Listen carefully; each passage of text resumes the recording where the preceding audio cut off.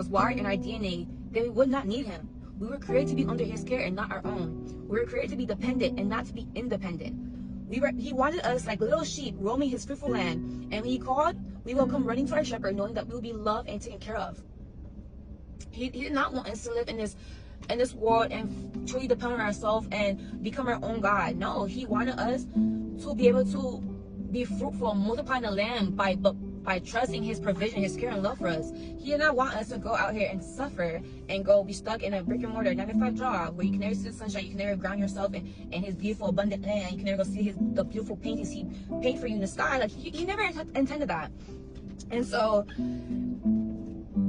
when people ask, well, why is this world like this? It's because of our choices.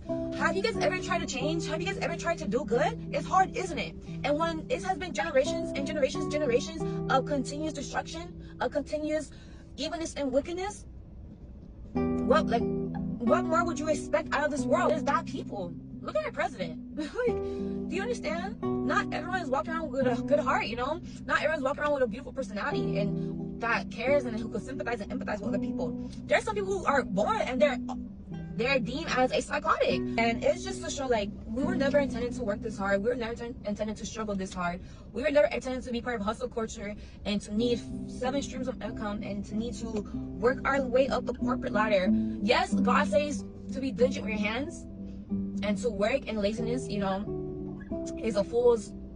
being lazy is what fools do. But I don't think he ever intended for us to be this miserable, this depressed, this hateful. He did not intend this. It's just that we kept on choosing. We didn't choose, but people like, well, yes, we did. We kept on choosing what we wanted to choose. We kept on choosing what we wanted to do, how we felt at the time. We did not want a God. We wanted to be our own gods. And that's exactly what we did. We became our own gods by eating the apple. So now there's destruction. Now there's famine. Now there's people getting sexually assaulted and murdered. Because why?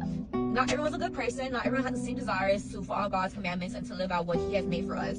Some people truly see the goodness and of this world and wants to add destruction. And on top of that, this world is a roaming playpen for the devil and for all his little friends and all the little enemies, buddies. Like, this is a playpen for him. He asked God, like, can I go mess with so-and-so? Like, oh, you read the story in Job.